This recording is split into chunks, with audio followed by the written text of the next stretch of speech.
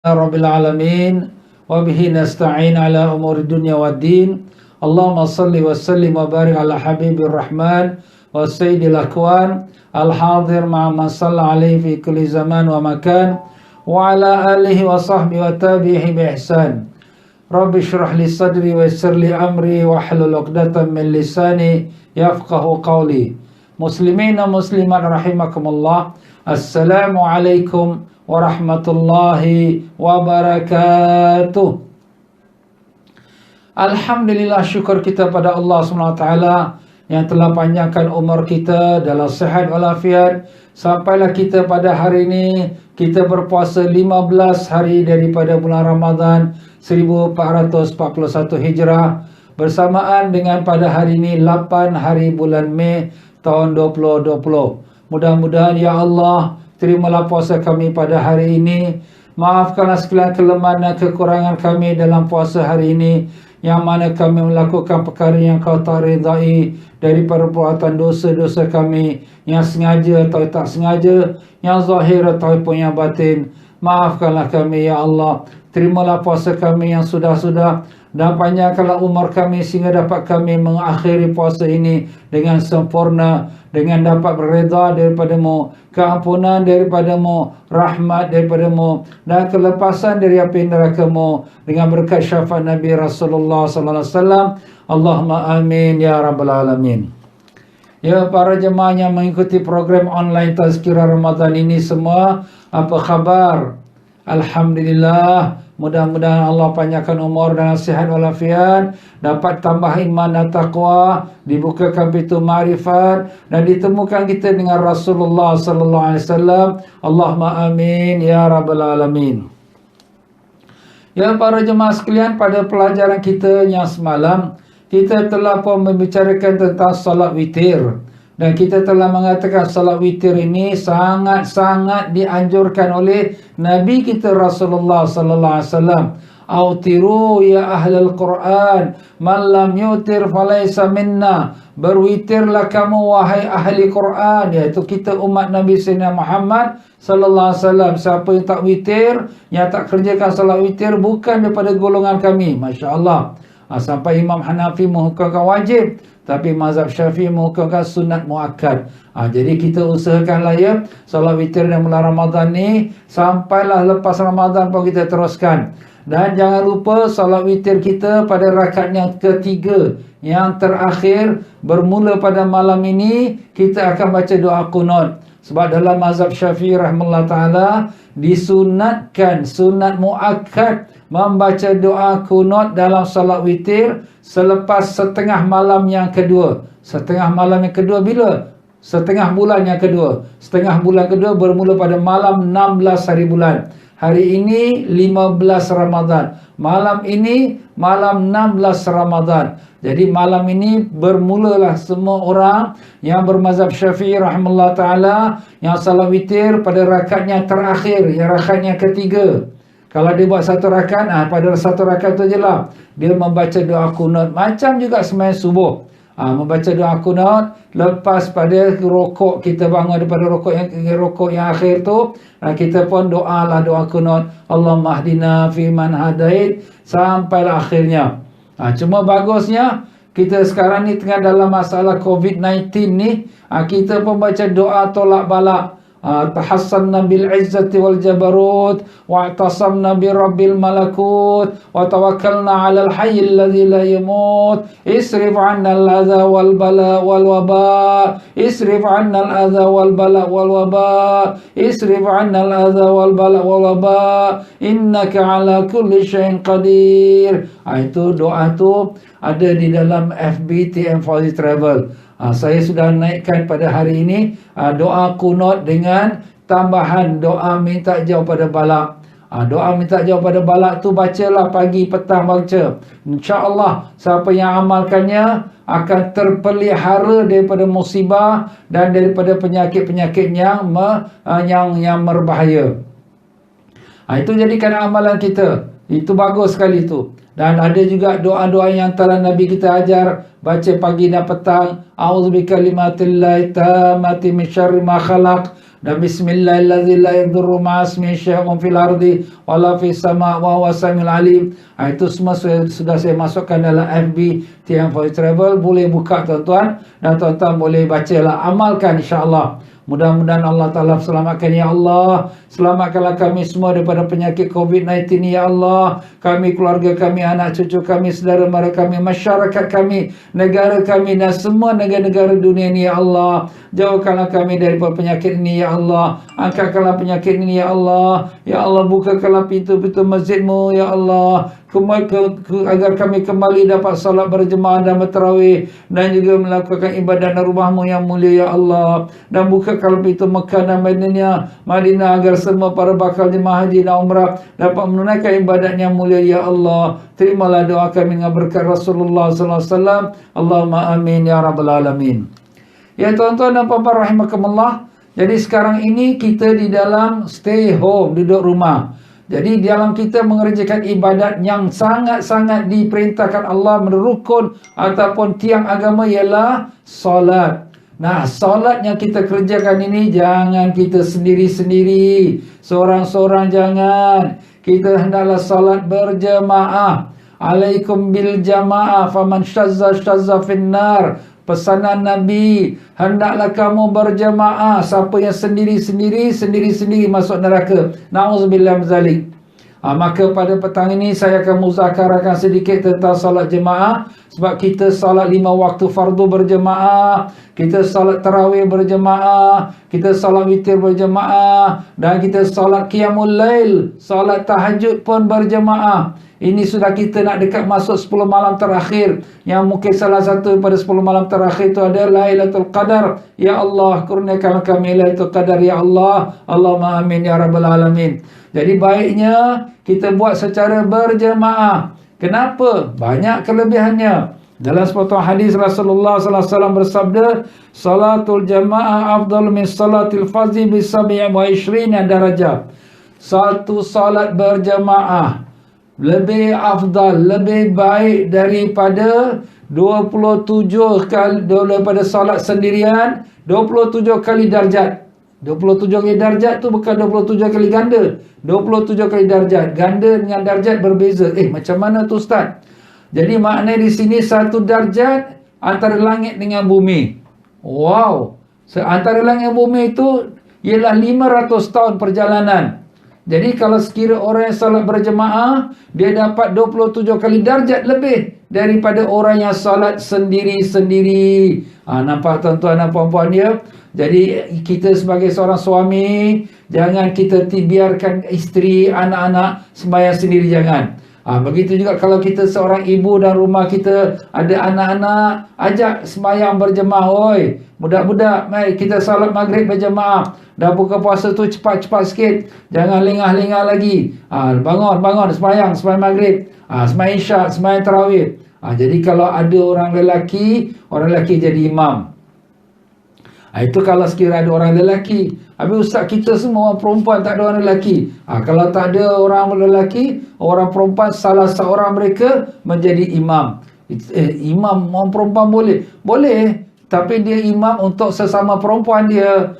Cuma beza sikit lah. Kalau imam lelaki, dia kat depan. Ya, makmum kat belakang. Tapi kalau imam perempuan, sama-sama perempuan, imamnya tu berdiri sama sebaris dengan kaum wanita dia. Cuma dia depan sikit saja, kaki dia tu ke depan sikit saja. Tumit dia tu depan sikit daripada tumitnya makmum wanita yang lain. Itu saja sikit beza dia. Untuk kalau dia jadi imam sebagai seorang perempuan, makmumnya semuanya perempuan. Kalau dia ada anak lelaki, biar anak lelaki dia ke depan jadi imam. Melainkan kalau anak lelaki dia belum balik dan tak faham cara solat, itu dia jadi makmum. Tak apa, boleh ke? Sebab dia belum balik. Lagipun dia pun tak faham cara solat, tak tahu apa nak baca, tak tahu apa nak buat. Jadi lebih baik ibulah dia, ibu dia jadi imam.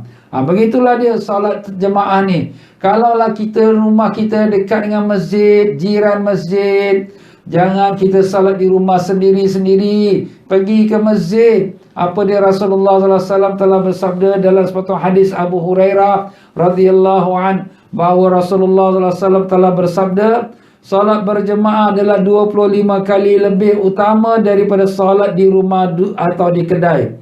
Ini adalah kerana apabila seseorang tu sudah berwuduk dengan sempurna dan berjalan ke masjid dengan niat semata-mata hendak solat, maka setiap langkah yang dilaluinya mendapat pahala dan menghapuskan satu dosa. Kalau dia beriktikaf pula dalam masjid dengan berwuduk, selepas solat, para malaikat berdoa ke hadrat Allah memohon ampun untuknya.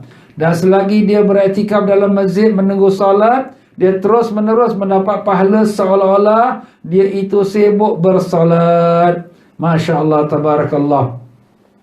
Jadi di sini kalau sekiranya kita lihat dalam hadis ini, Nabi SAW iaitu memberitahu kepada kita tentang apabila orang yang pergi masjid untuk salat jemaah, dia berwuduk di rumah dengan sempurna, kemudian dia jalan, setiap satu langkah dia mendapat satu darjat dinaikkan, dan satu pahala dituliskan, dan satu dosa diampunkan. Masya Allah, setiap langkah. Oh, kalau rumah kita lagi jauh, lagi banyak lagi. Ya, betul. Sebab tu satu kabilah namanya Bani Salamah. Bani Salamah ni duduknya di 5 km daripada Masjid Nabawi. Rumah tempat mereka tu sekarang ni telah diadakan masjid yang nama Masjid Qiblatain. Siapa yang pernah pergi ke Madinah, dia tahulah dia, Masjid Dua Kiblat. Mereka ni bercadang nak pindah dekat dengan Masjid Nabawi. Nabi pun berkata, aku dengar kamu ni nak pindah. Jangan, duduk kekallah di tempat kampung ini, dan setiap kamu yang langkah itu dituliskan pahalanya. Maka di sini ada sahabat-sahabat dengar, wah, kalau gitu kita yang dekat masjid rugilah. Jadi apa mereka buat sahabat-sahabat ni? Sudah sampai masjid, dia tak mau masuk lagi. Dia pusing masjid. Masya Allah. Kenapa ni? Nak banyakkan langkah kerana mendapatkan pahala. Setiap satu langkah dapat satu pahala, satu dosa diampunkan, satu darjat diangkat. Masya Allah. Ini iman sahabat-sahabat tuan-tuan ni. Apa Nabi kata, semua terus masuk dalam hati mereka. Kita pun sepatutnya macam tu juga. Sebab tu orang yang pergi ke Mekah, kalau pergi Madinah, Allah Ustaz, hotel kita jauh lah, nak jalan jauh.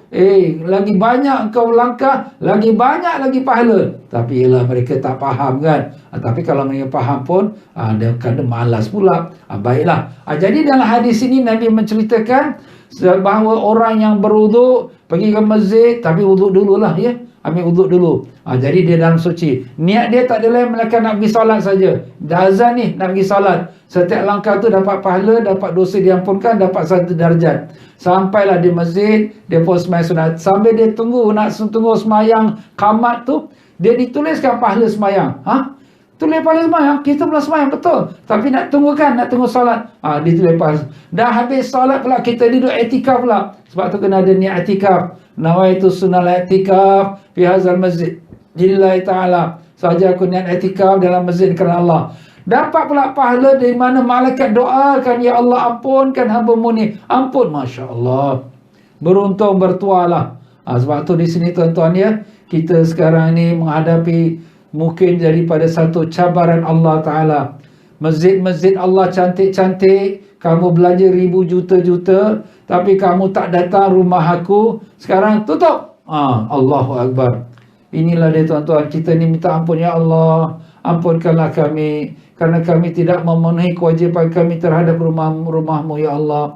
Bukakanlah kembali rumah-Mu, ya Allah. Izinkanlah kami dapat beribadah dan beriktikaf dalam rumah-Mu yang mulia, ya Allah, dengan berkat syafaat Nabi Rasulullah SAW. Allahumma amin ya rabbal alamin.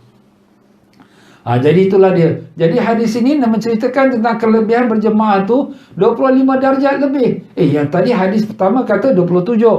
Di sini ada pendapat ulama, kemungkinan awal-awalnya diberikan ganjaran 25 darjat, tapi ke akhir-akhirnya pula Allah tambahkan lagi, bonus tambah lagi. Jadi macam kita yang kerajaan juga dah bagi, dah kita kata bantuan, tambahkan lagi. Macam tu Allah Ta'ala pun pemurah. Bahkan Allah yang paling pemurah, tak ada siapa lebih pemurah daripada Allah. Maka ditambahkan lagi darjat, 27 darjat. Subhanallah. Bagi siapa? Bagi orang yang solat berjemaah. Ya, solat jemaah ni Ustaz, nak kena semayang di masjid aja ke? Yalah, pahala solat jemaah ni tak kira di masjid atau di rumah atau di mana, pokoknya berjemaah. Walaupun sekurang-kurangnya 2 orang, satu imam, satu makmum, sudah dapat pahala jemaah tu. Tapi kalau pergi masjid tu dapat pahala langkah-langkah masjid dan dapat pula doa para malaikat. Itu kelebihan yang tambah-tambahan lagi. Ya, kalau sekiranya kita pergi ke masjid. Ada kisah satu orang namanya Muhammad bin Sam'ah. Beliau ni selama 40 tahun tak pernah miss sembahyang berjemaah. Masya Allah, luar biasa. Taat dia, warak dia. 40 tahun tak pernah miss sembahyang 5 waktu berjemaah. Tapi cuma miss sekali saja. Sekali tu kenapa? Kerana menguruskan jenazah ibunya. Oleh kerana dia tak dapat salat jemaah kerana menguruskan jenazah ibu dia, terasa sangat sedih. Maka dia pun ulangkan solat dia tu 25 kali. Kenapa dia ulangkan 25 kali? Pasal dia nak dapatkan tu ganjaran 25 kali ganda sembahyang berjemaah daripada solat sendirian. Maka setelah dia habis 25 kali sembahyang, dia ulang, maka terdengar satu suara, mungkin suara malaikat agaknya. Hei Muhammad, engkau dapat buat 25 kali, tetapi kau tak dapat akan kelebihannya amin dengan malaikat. Apa tu pula amin malaikat? Kita sudah sebutkan dalam pelajaran kita dahulu, bahawa bila kita salat berjemaah ni, apabila imam baca amin, malaikat pun baca amin sama-sama. Dan Nabi mengatakan, sesiapa yang dapat amin berserta malaikat, diampunkan semua dosa-dosanya. Masya Allah. Jadi sebab tu kalau kita sembahyang jemaah, amin kita jangan kelang kabut. Ikut imam. Imam waladdallin, imam A saja, maka kita pun A. Kenapa? Kerana itulah masanya malaikat pun amin sama-sama imam. Sebab tu imam jangan lokek. Kalau ada waladdallin tu, bacalah amin tu kuat sikit. Ni makmum dah tunggu imam tak amin-amin ni. Astagfirullah. Tiba-tiba masuk surah pula. Itulah dia ya. Jadi imam tu kenalah kuatkan sikit suara amin dia supaya makmum pun boleh bersama-sama. Jadi begitulah dia para jemaah sekalian. Di dalam kita melakukan solat berjemaah, pahalanya sangat besar. Dan Nabi SAW sangat-sangat marah kalau sekiranya ada orang yang di mana dia boleh pergi solat jemaah, tetapi dia sembahyang sendiri di rumah. Sehingga Nabi SAW berkata, aku bercita-cita untuk memberikan satu orang pergi jadi imam, dan aku kolek kayu-kayu api, aku pergi ke rumah orang-orang yang tak sembahyang ke masjid, aku bakar rumah dia. Masya Allah. Tapi Nabi taklah bakar, cuma Nabi cakap aku bercita-cita. Kenapa? Marahnya Nabi. Sebabnya ni sembahyang jemaah ni, ini dah panggil azan. Hayya 'alas salah, mari sembahyang. Hayya 'alal falah, mari menuju kejayaan. Siapa yang panggil tu? Allah Ta'ala panggil. Kita buat tak kisah, kat rumah, kat kedai, kat kerja. Kemudian lepas tu sembahyang sendiri. Nabi kalau tahu Nabi nak bakar, tapi Nabi tak sampai hatilah. Tapi maksud di sini, siapa yang menjadi jiran masjid, sebab tu dalam suatu riwayat mengatakan, la salata li jiran masjid illa fi masjid. Tidak ada sembahyang bagi jiran masjid melainkan dalam masjid. Kita sukalah rumah kita dekat masjid, Ustaz. Dekat dapat kita buat ibadat. Tapi kena jaga kewajipan dia. Apa dia? Salat 5 waktu dalam masjid. Jiran masjid tu dikira siapa dia? 40 rumah. 40 rumah di depan, 40 rumah di belakang, 40 rumah di kanan, 40 rumah di kiri, radius 40 rumah ini semua dikeliling masjid. Menjadi kewajipan mereka salat di masjid. Sampai Imam Ahmad mengatakan sembahyang dia kat rumah tak sah. Cuma mazhab Syafi'i mengatakan sah, cuma pahalanya kurang. Tapi di sini kita jangan ringankan ya. Sebab tu kita kalau memang duduk jiran masjid, usahakan macam mana pun 5 waktu solat kita salat berjemaah. Kalau kita dah sampai masjid, alamak Ustaz, dah habis dah jemaah, dah terlambat, macam mana? Dalam suatu hadis daripada Abu Hurairah radhiyallahu anhu meriwayatkan, seorang berwuduk dengan sempurna, kemudian pergi ke masjid dan didapatinya salat berjemaah sudah selesai, akan menerima pahala yang sama banyak dengan orang-orang yang bersalat secara berjemaah. Ini tidaklah kurang sesuatu apapun daripada pahala bagi orang-orang yang telah bersalat dengan berjemaah. Kita dah siap wuduk, kita pergi masjid, tetapi malangnya sampai masjid, imam pun Assalamualaikum warahmatullahi, Assalamualaikum, alamak, aku dah miss. Habis apa kita dapat? dapat pahala sama seperti orang yang solat jemaah, tanpa kurang sikit pun pahala orang sembahyang jemaah tu. Masya Allah. Cuma ialah kalau kita sampai masjid, ada orang yang masbuk. Masbuk tu orang yang lambat. Dia pun lepas imam bersalam, dia pun bangun. Kalau kita rasa okey, kita pun pergi sebelah dia, dan kita pun takbir Allah Akbar, kita pun cuik dia, tandakan kita ini makmum, dia tu imam. Boleh ke Ustaz? Boleh. Ya, dan dia pun niat aku jadi imam. Dan kita ni memang niat aku makmum lah. Aku salat fardu zuhur 4 rakaat, ikut imam kerana Allah. Itu. Kemudian kita pun cuik dia. Dia pun niat aku jadi imam. Jadi dengan itu dia pun dapat pahala jemaah sambungan dia, dan kita pun dapat pahala berjemaah. Itu antara cara adabnya kalau kita sampai ke masjid, keadaan masjid tu orang-orang dah habis semayang. Jadi itu solat berjemaah tu. Jangan kita tinggalkan. Apalagi kalau sekiranya orang yang solat berjemaah tu, ya Ustaz, kita tak ramai Ustaz. Tak ramai pun tak apa.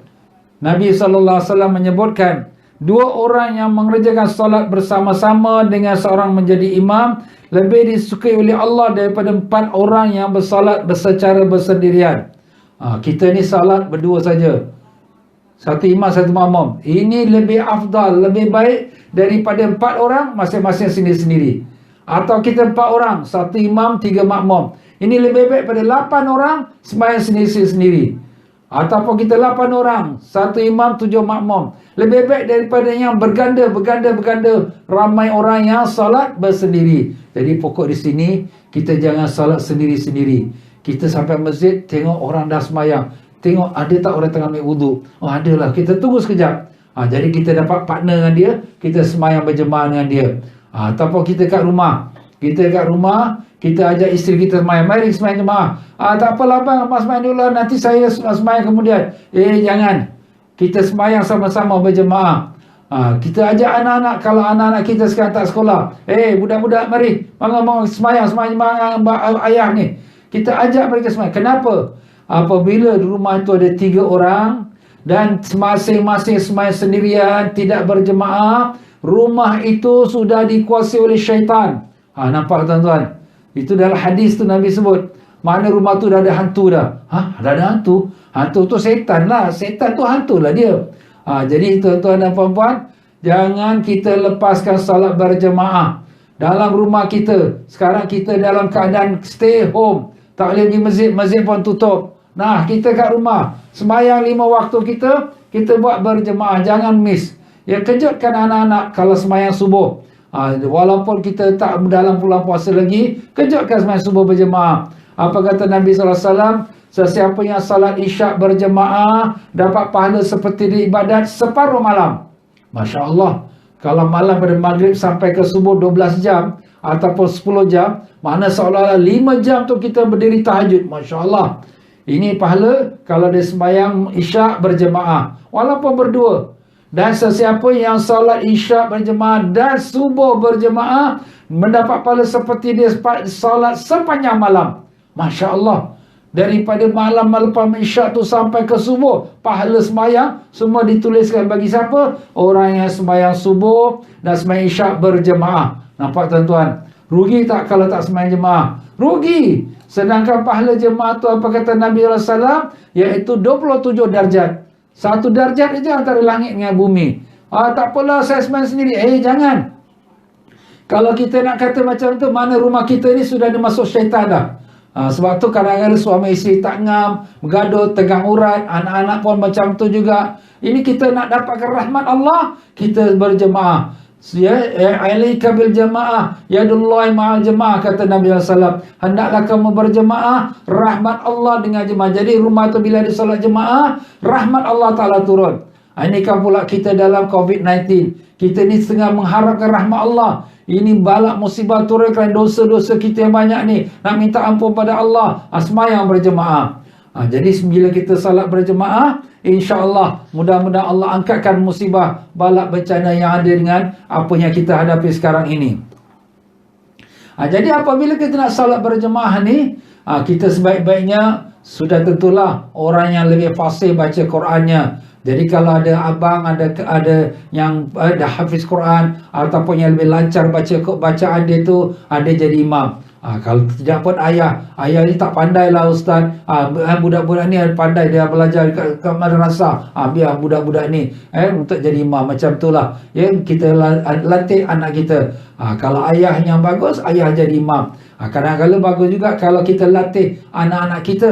Ya, walaupun kita boleh baca bagus, tapi anak-anak kita pun kita biasakan dia ke depan. Kenapa? Membiasakan dia berani untuk menjadi imam. Dan besok-besok dia kalau pergi camping ke apa, dengan kawan-kawan dia boleh maju ke depan jadi imam.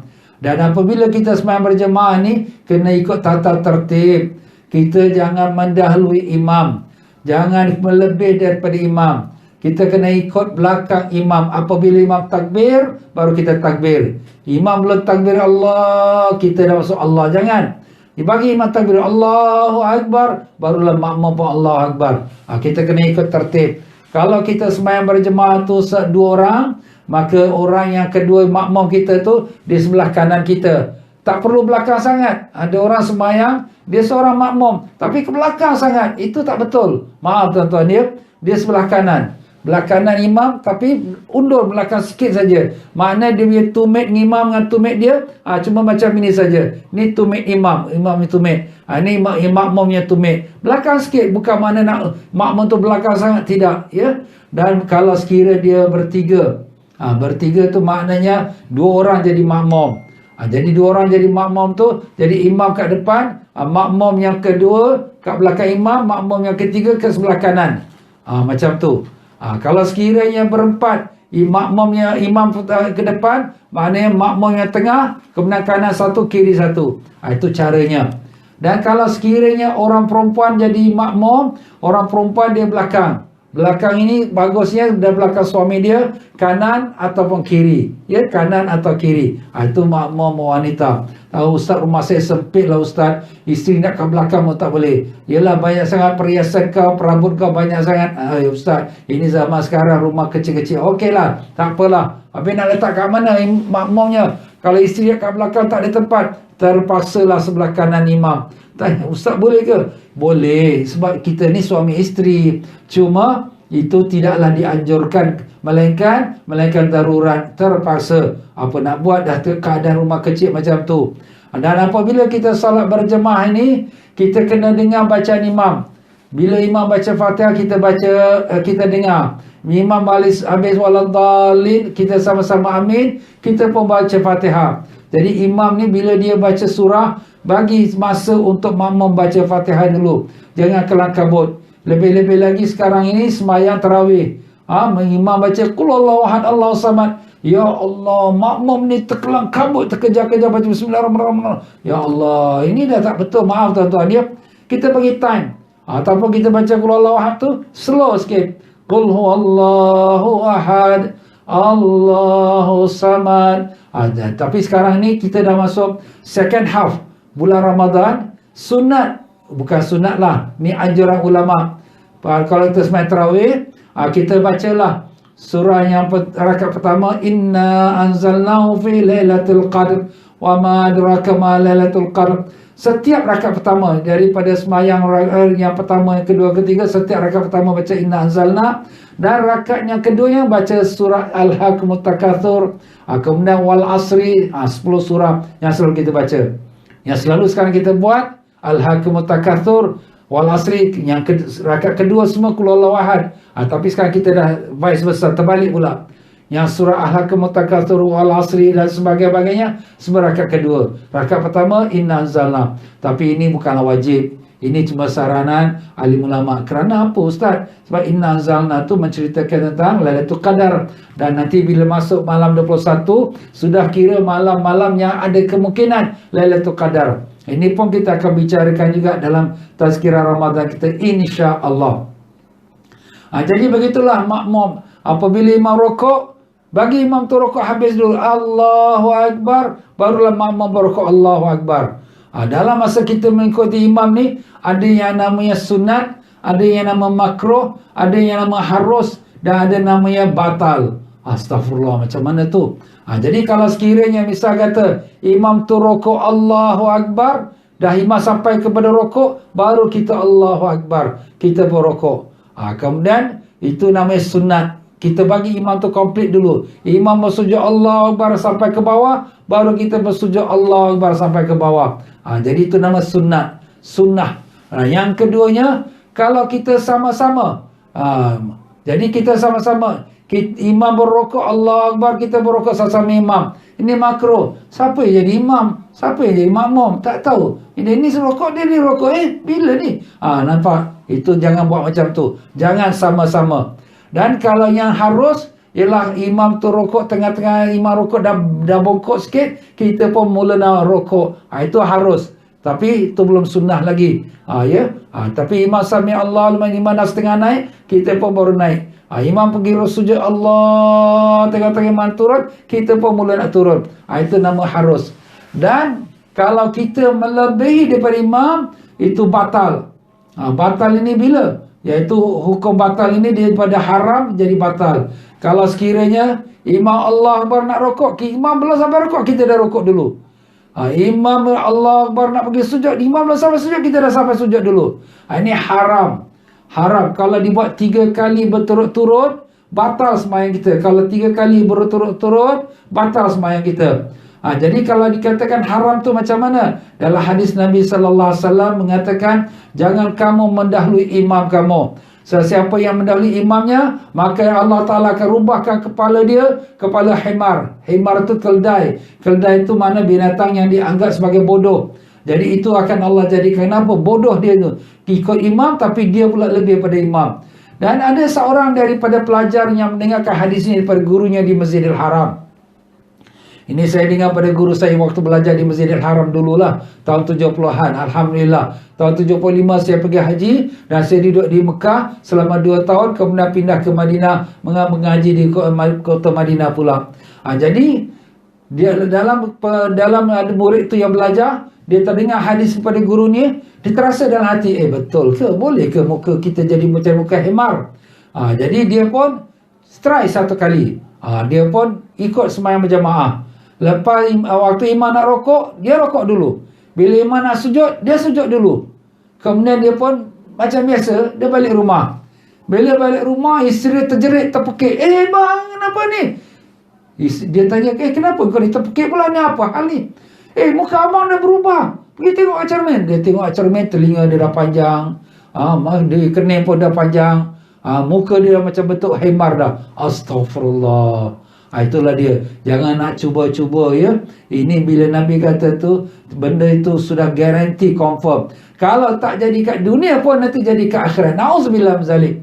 Sebab tu kita kalau salat jemaah, jangan kelang kabut. Nak ke mana kita kelang kabut? Kita bukan boleh habis sembahyang kita selagi imam tak habis sembahyang. Jadi steady, kita ikut dia. Itu menamai jemaah. Jadi itulah dia tuan-tuan dan puan-puan. Dan apabila kita salat berjemaah ni, kita jaga. Apabila kita salat, kita kena niat tu biar betul. Macam mana ustaz kita niat tu? Jadi imam mesti ada niat, aku jadi imam. Umpama salat fardu zuhur, aku salat fardu zuhur 4 rakaat, imaman sebagai imam. Kalau makmum, makmuman. Kena ada niat. Kalau tak ada niat, tak dapat pahala berjemaah. Jadi kita kena ada niat. Dan begitu pula apabila kita salat berjemaah ini, kita kenalah jaga tertib dia. Apabila kita selepas pada salat, kita tunggu imam sampai kita kata imam tu dah habis zikir, doa, baru kita pun bangun. Itu adab kita. Tapi kalau sekiranya kita darurat nak terbuang air ke, ataupun kita nak ke kerja ke, itu tak apalah ya. Tapi adabnya kita tunggu sampai selesai imam tu berdoa. Itu adabnya kita ikut imam. Dan kalau sekiranya kita datang imam tengah sembahyang, kita ni namanya orang masbuk yang lambat. Jadi kita bila sembahyang, kita masuk imam tengah sembahyang rakaat pertama atau rakaat kedua, tak kisah. Kita buat Allahu Akbar, terus kita baca Fatihah. Kalau sembahyang zuhur, sembahyang asar tak dengar imam baca apa-apa kan. Terus kita baca Fatihah, jangan baca Allahu Akbar kabira lagi. Sebab kita tak tahu imam dah kat mana dah. Nanti kalau baca Allahu Akbar kabira, nanti imam rokok dan kita kelang kabut. Jadi terus kita baca surah Al-Fatihah. Andai kata kita baca surah Al-Fatihah itu, tengah-tengah baca surah Al-Fatihah, imam rokok. Allah, imam rokok, aku belum habis baca Fatihah ini. Maka di sini ada dua keadaan. Andai kata masa kita masuk ikut imam tu, kita boleh baca Fatihah dengan sempurna sampai waladhdallin. Kita yang masa tu, duration kita tu, masa tu cukup. Umpamanya dalam 20 saat, kita boleh habis baca Fatihah macam biasa. Bismillahirrahmanirrahim. Alhamdulillahirrabbilalamin. Ar-Rahmanirrahim. Tetapi, oleh kerana kita ni was-was, dah setengah minit dah, pun tak habis. Ya Allah. Dia ni was-was lah. Habis imam dah rokok. Ini macam mana ni? Wajib dia habiskan Fatihah dia. Wajib. Kenapa? Sebab la salata liman lam yaqra bi Fatihatil kitab. Apa kata Nabi SAW? Tidak sah sembahyang orang yang tak baca surah Al-Fatihah. Dia wajib baca, habiskan. Imam i'tidal, dia belum habis lagi. Masih iyakan lagi. Ya Allah. Imam sujud, dia masih lagi berdiri. Imam duduk, masih lagi berdiri. Sampai 3 rukun fi'li yang panjang. 3 rukun fi'li panjang, iaitu rukuk, kemudian sujud pertama, sujud yang kedua. Bila imam dah sampai sujud kedua, dia masih berdiri, dia kena buat keputusan. Nak ikut imam ke tidak? Kalau nak ikut imam, terus dia terjun. Allahu Akbar, terus ikut imam. Dan itu rakaat tak dikira. FOC, tak pakai. Jadi kalau imam buat rapat rakaat, lepas imam bersalam, kau kena tambah satu rakaat pertama, engkau tak sempurnakan rukun-rukun solat.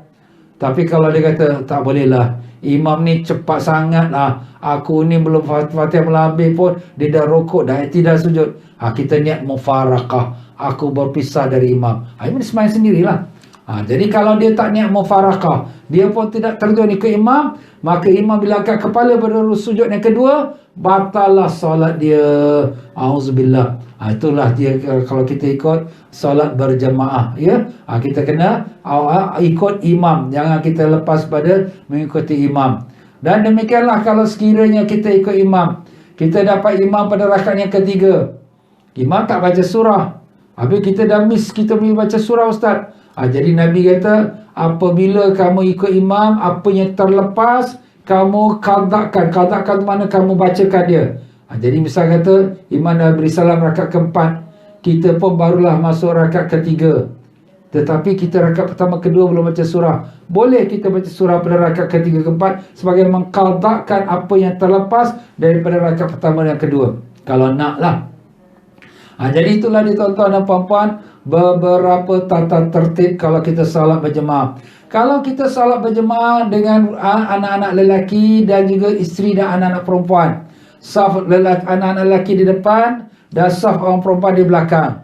Dan kalau kita ada cucu-cucu pula, cucu lelaki, cucu lelaki tu dia saf yang kedua. Pertama, anak kita yang lelaki yang dewasa, maupun dah balik ataupun dah balik lah sebaik-baiknya, ya. Dan kemudian baru cucu-cucu kita yang belum balik lagi, budak-budak ni yang belum balik. Dan kemudian barulah saf orang perempuan. Saf orang perempuan tak apa, saf perempuan yang dah balik atau yang belum balik semua sama. Jadi itu cara susunan saf untuk kita salat berjemaah di rumah kita sekarang ini, ya. Kalau kita pergi ke masjid pun, bapa-bapa yang bawa anak-anak kecil, jangan letakkan tarik anak dia letak saf depan, jangan. Saf depan ni untuk orang dewasa. Lebih-lebih lagi kat belakang imam, itu untuk orang yang pengganti imam kalau imam tu batal. Jangan anak kecil pula letak kat depan saf belakang imam. Anak kecil ni ke saf belakang sekali. Itu cara Nabi SAW mengatur saf. Kalau sekiranya kita, habis ustaz dia seorang-seorang kat belakang, kita nak temankan, kita pun kena pergi belakang. Iaitu caranya untuk kita mengatur saf. Yang pertama ialah orang lelaki dewasa, yang kedua safnya ialah anak-anak yang belum balik, dan yang ketiganya ialah iaitu orang perempuan. Anak-anak yang belum balik ni, kalau dia dah sudah memayis, dah bijak, ya, dia dah sunat, bolehlah dia berdiri saf sama-sama dengan kaum bapa yang lain. Tapi jangan saf yang depan lah, ambil saf-safnya kemudian. Itulah dia tuan-tuan dan puan-puannya. Jadi mudah-mudahan daripada tazkirah petang kita ini membicarakan tentang salat berjemaah. Jangan tinggal salat jemaah. Kalau kita rumah besok dah buka masjid, salatlah 5 waktu di dalam masjid. Habis ustaz, isteri kita macam mana sembahyang kat rumah? Tak apalah, isteri sembahyang kat rumah, kita lelaki sembahyang kat masjid. Kalau rumah kita dekat lah. Kalau rumah kita jauh, kita sembahyang berjemaah, suami isteri di rumah kita.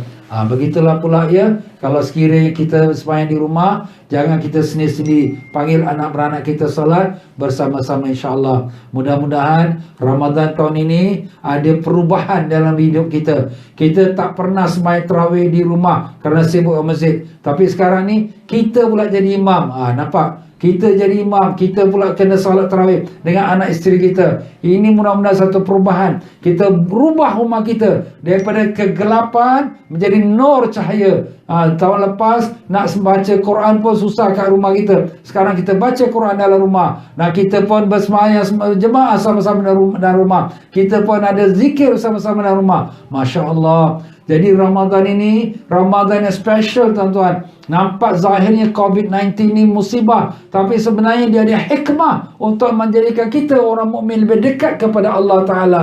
Allahumma ya Allah ya Tuhan kami, terimalah ibadah puasa Ramadan kami ini ya Allah. Maafkanlah kami atas sekalian kesilapan kami yang dahulu dan yang sengaja yang tak sengaja ya Allah. Ampunkanlah kami, ampunkanlah ibu bapa kami, datuk nenek kami, guru-guru kami, adik-beradik kami, pakcik makcik kami, dan sekalian sahabat anda kami, murid-murid kami, pegawai-pegawai kami, dan sekalian mereka yang mengikuti program online Tazkirah Ramadan ini ya Allah. Ampunkanlah kami semua ya Allah. Jadikanlah kami semua pada golongan yang kau lepaskan dari neraka-Mu ya Allah. Ya Allah ya Tuhan kami, janganlah kau matikan seseorang kami pun melainkan di atas kalimah la ilaha illallah Muhammadur Rasulullah sallallahu alaihi wasallam. Matikanlah kami dalam iman, matikanlah kami dalam Islam, matikanlah kami dalam husnul khatimah pada pagi Jumaat daripada bulan Ramadan, dalam keadaan kami sujud padamu, dalam keadaan kau meridai kami dan mengampunkan kami. Ya Allah, selamatkanlah kami daripada azab kubur ya Allah. Selamatkanlah kami daripada azab yaumul mahsyar ya Allah. Izinkanlah kami dapat bernaung di bawah bayangan arasy-Mu ya Allah, di bawah panji-panji Nabi kami Rasulullah sallallahu alaihi wasallam, dan izinkanlah kami dapat minum daripada air telaga Kausar dari tangan Nabi kami Rasulullah sallallahu alaihi wasallam. Izinkanlah kami dapat menatap wajah Nabi kami ya Allah. Izinkanlah kami dapat mencium tangan Nabi kami ya Allah. Izinkanlah kami dapat memeluk Nabi kami ya Allah. Ya Allah, kami rindu, kami sayang pada Nabi kami ya Allah. Sampaikanlah salam rindu kami pada Nabi kami. Assalamualaikum ya Rasulullah. Assalamualaikum ya Nabi Allah. Assalamualaikum ya Habib Allah. Ya Allah, selamatkanlah kami di waktu timbangan amalan ya Allah. Beratkanlah pahala kami dan ringankanlah dosa kami, dan selamatkanlah kaki kami ketika menyeberang jembatan Siratul Mustaqim. Janganlah kau jatuhkan kaki kami dalam neraka ya Allah. Kami tahu kami tak layak untuk syurga-Mu, tapi kami juga tak mampu menanggung azab neraka-Mu. Sedang api dunia kami tak mampu, bagaimana lagi dengan azab neraka yang amat dahsyat. Ya Allah ya Tuhan kami, jadikanlah Ramadan tahun ini Ramadan yang istimewa, yang merubah hidup kami dan keluarga kami semua, dan merubah hati-hati kami untuk lebih dekat kepada Engkau ya Allah. Bersihkanlah, cahayakanlah hati-hati kami, khusyukkanlah salat-salat kami, ikhlaskanlah kami dalam semua amal ibadat kami. Buangkanlah dari hati kami riya, ujub dan semua sombong dan takbur, hasad dan dengki. Buangkanlah dari hati kami nafsul ammarah, lawamah dan mulhamah. Masukkan dalam hati kami sifat ikhlas, rida, syukur, sabar dan tawaduk, dan cinta padamu, dan cinta pada Rasul-Mu, dan cinta pada kekasih-kekasih-Mu, dan cinta kepada amal yang mendekatkan kami cinta padamu ya Allah. Ya Allah, izinkanlah kami dapat menatap wajah-Mu yang mulia di dalam syurga ya Allah. Izinkanlah kami bersama-sama Rasulullah SAW dalam syurga ya Allah. Terimalah doa kami, kabulkanlah permohonan kami. Di antara kami yang lemah, kau kuatkanlah ya Allah. Antara kami yang sakit, kau sembuhkanlah sakit mereka ya Allah. Antara kami yang punya hajat, kau kabulkanlah hajat-hajat mereka. Antara kami yang berhutang, kau tunaikanlah hutang-hutang mereka. Antara kami yang sempit, kau lapangkanlah ya Allah. Antara kami yang susah, kau senangkanlah ya Rahim. Dengan berkat syafaat Nabi Rasulullah sallallahu alaihi wasallam. Rabbana atina fid dunya hasanah wa fil akhirati hasanah wa qina adzaban nar. Wa sallallahu ala sayyidina Muhammad. Ashhadu an la ilaha illallah. Astaghfirullah.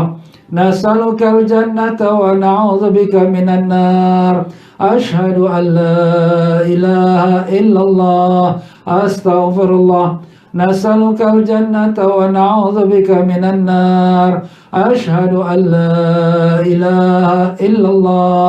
أستغفر الله. نسألك الجنة ونعوذ بك من النار. اللهم إنك عفو تحب العفو فاعف عنا. Allahumma innaka afuun tuhibbul afwa fa'fu anna. Allahumma innaka afuun tuhibbul afwa fa'fu anna ya karim. Wa sallallahu ala sayyidina Muhammad wa ala alihi wa sahbihi wasallam. Walhamdulillahi rabbil alamin. Ya tuan-tuan dan puan-puan rahimakumullah, hari ini hari Jumaat 15 Ramadan, ada kesempurnaan yang sangat luar biasa. Hari ini merupakan haul kepada guru saya almarhum Said Muhammad Alwi Al-Maliki, seorang guru muhaddis, ahli hadis yang hebatnya mempertahankan dan memperjuangkan pegangan Ahlus Sunnah Jamaah kita di kota suci Mekah Al-Mukarramah. Dan beliau telah pun meninggal pada tanggal 15 Ramadan, hari Jumaat.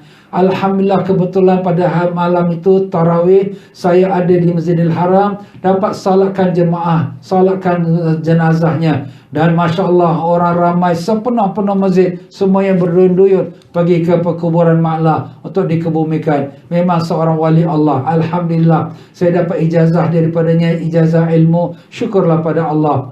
Dan begitu juga pada hari ini ialah hari berita yang kita mendengarkan kematian atau keberangkatan pulang ke rahmatullah almarhum, iaitu Ustaz Ismail Kamus. Beliau juga seorang ustaz yang baik, yang telah banyak menghamburkan ilmunya di bumi Singapura kita. Marilah sama-sama kepada kedua-dua kekasih Allah ini, iaitu kepada almarhum Said Muhammad bin Alwi Al-Maliki dan juga kepada almarhum Ustaz Ismail Kamus, dan kepada kita semua, ibu bapa kita, datuk nenek kita yang telah meninggal dunia. Semoga Allah merahmati roh mereka dan menjadikan kubur-kubur mereka satu taman dari taman syurga, dan menempatkan mereka di dalam syurga yang tertinggi, mendapat syafaat Nabi SAW. Dengan niatnya tersebut, Allah hazinati salihah wa ila hadratin Nabi Sayyidina Muhammadin sallallahu alaihi wasallam. Al-Fatihah. A'udzubillahi minasyaitonir rajim. Bismillahirrahmanirrahim.